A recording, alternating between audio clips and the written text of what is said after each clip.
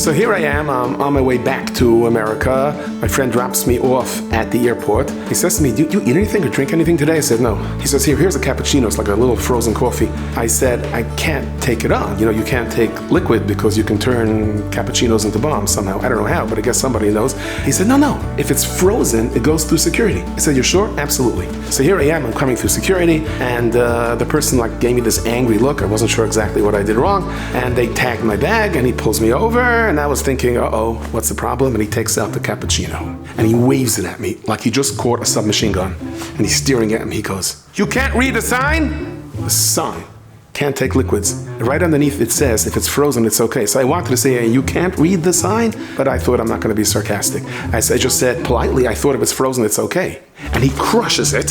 Half the cappuccino shoots out the top, the other half shoots out the bottom, and he says, this is not frozen, it's mush. I said, well, it's mush now, because you mushed it. And he starts yelling at me. He opens my bag, dumps the contents out, takes out my Strymel.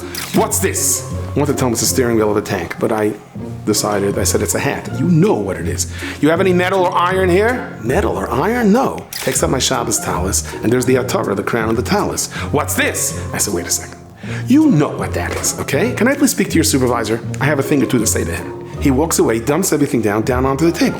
I don't know what he wants. The supervisor's not coming. I'm going to miss my flight. Should I grab everything, put it into my bag? I'll take a chance, I guess. I put everything in. I was trying to imagine, am I going to be arrested over here because of this terrible crime? A Strymel and a Torah and a cappuccino. Can you imagine what witch's brew you can do out of that? I just started going. And I stopped. I said, wait a second, Hashem. I've been to airports thousands of times. This never happened to me. Why? And I said, I need a stronger resolve to watch my own eyes. If I would watch my own eyes, his eyes wouldn't be as strict. I said, Rabbi Hashem, please help me. From here to the gate, I'll do everything I can. I want to protect my eyes, but I got to see my way to the gate. If I wind up in Honolulu, that may be a bigger Shmer Sinai problem, but you help me. And all of a sudden, there's a tap on my shoulder, and I see the sleeve of a uniform. There it is, I'm getting arrested. And I turned around, it was a uniform, but it was someone else. He said, you want to ride on the golf cart? I said, sure. And I get onto the golf cart and I close my eyes the entire time. He takes me to the gate.